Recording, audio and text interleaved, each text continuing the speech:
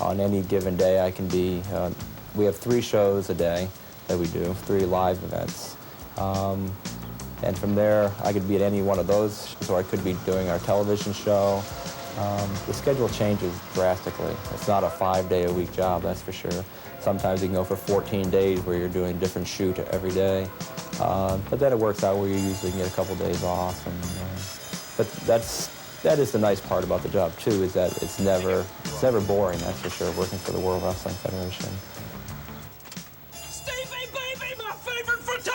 Oh, dig this, man. Look, hey, the program looks great. Good picture. Thank you, Jimmy. Thank you. WWF magazine, it looks fantastic. But here's what I want to talk to you about, man. Something very special. You know, the Hart Foundation, they're the World Tag Team Champions. Jimmy, yeah. Tonight's a big match for us. I want a big poster made, and who is the best photographer? You're great. You know you are. You're number... Huh? Thank you, Jimmy. Hey, baby. Here, come on. Hey, Stevie. Steve. Hey, wait, Steve. Steve, the picture of the poster. Although airplanes and rental cars are the usual modes of transportation for photographer Steve Taylor, on occasion he gets the royal treatment.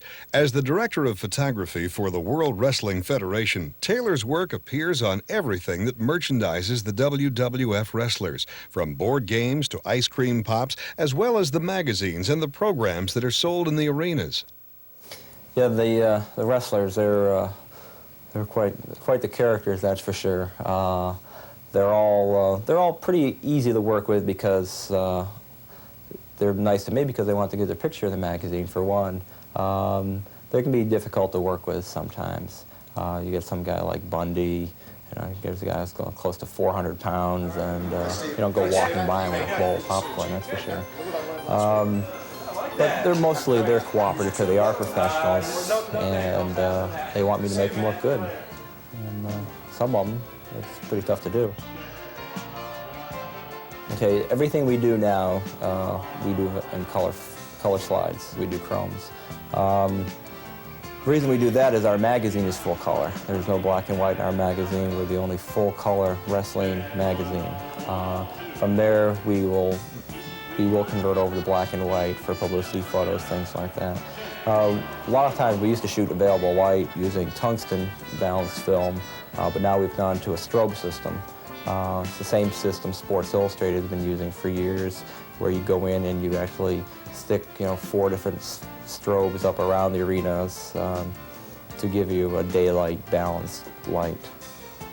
Wrestling is a pretty easy sport to light because the only thing we're concerned with is a small ring. It's not like lighting up for a basketball game or hockey where you have a lot big area. Wrestling, you can concentrate right on the ring.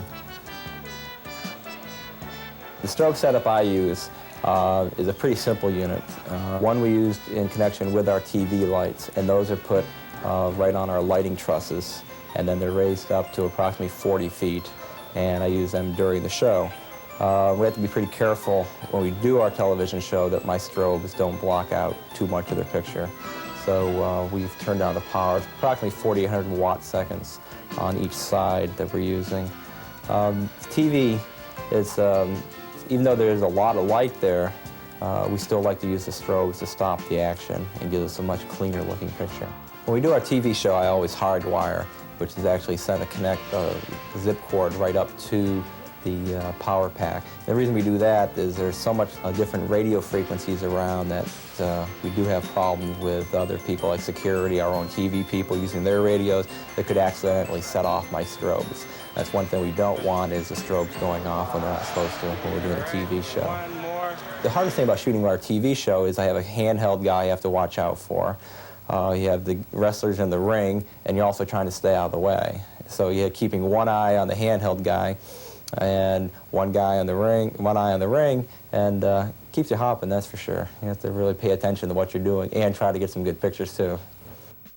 Shooting the ring action is only one of Steve Taylor's responsibilities. Since the WWF is concerned with keeping promotional materials current, Taylor is always looking for a suitable area to create a portrait studio. All our equipment travels around in a big 18-wheeler. They carry around my strobe setups for the lighting trusses and also a complete studio. It's a small studio because it's a pretty simple setup. Usually it's either 2 or 3 lights with some seamless. And there we try to do our basic portrait of the wrestlers. Nothing real fancy, but pretty much they're down and dirty, simple shots of the guys. They'll be used for promotions, the magazines, and things like that. Most of these guys have worked out for years and years and years and are very proud of their bodies. They're fine-tuned athletes, and they're concerned about their image.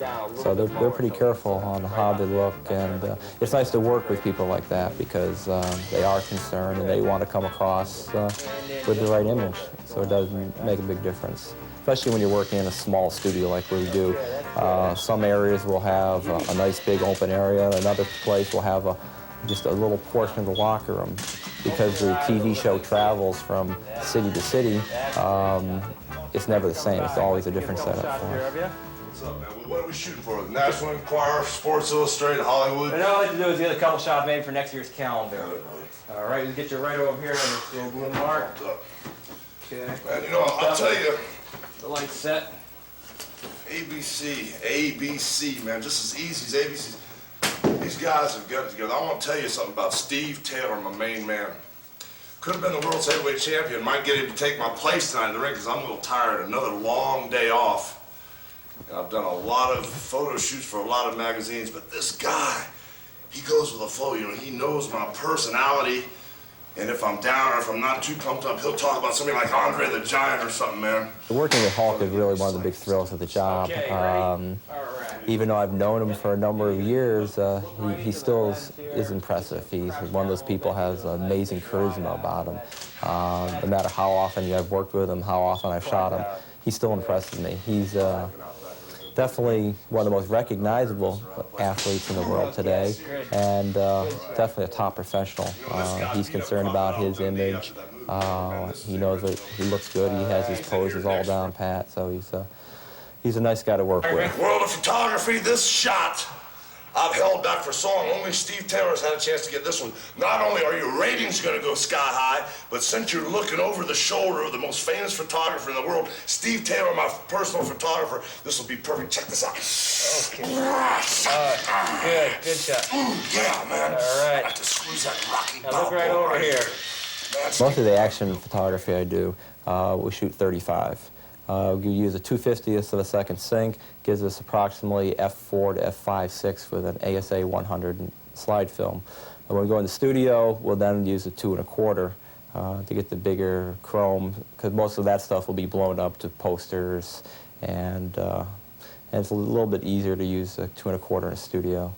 But 35 is more than accurate for our needs for our action, and it's easier to change lenses and easier to work with.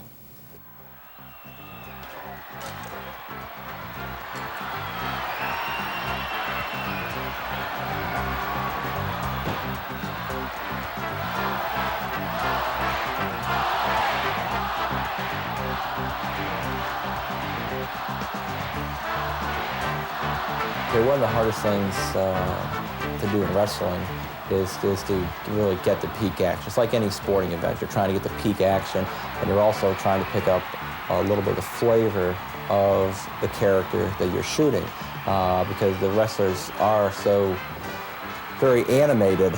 You know, I try to catch that in my pictures of them, catch the right expressions, and it's a constant movement.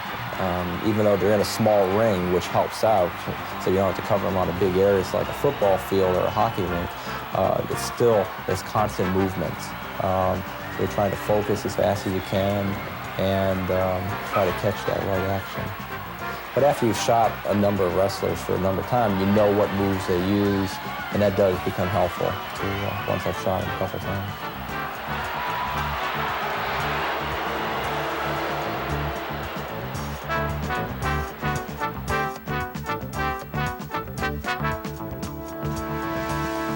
I don't have a set schedule. It's not a 5-day-a-week job by any means.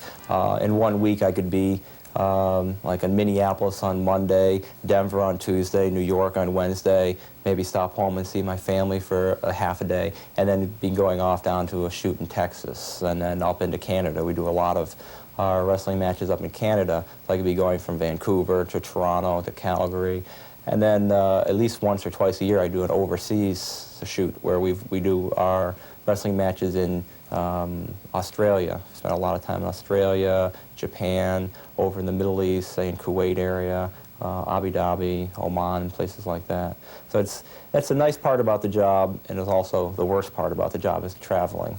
I really enjoy seeing all the different places, but a lot of times the only thing you'll see is the arena, the airport, and the hotel. So you never really know a lot of towns. I've been to, let's say, Houston 4 or 5 times in a year, but I don't get a chance to see a lot of it. So I try to schedule myself, if I can, to try to get in there early or leave late so I get a chance to see some of the places that I've been to, instead of just the arena and the hotels.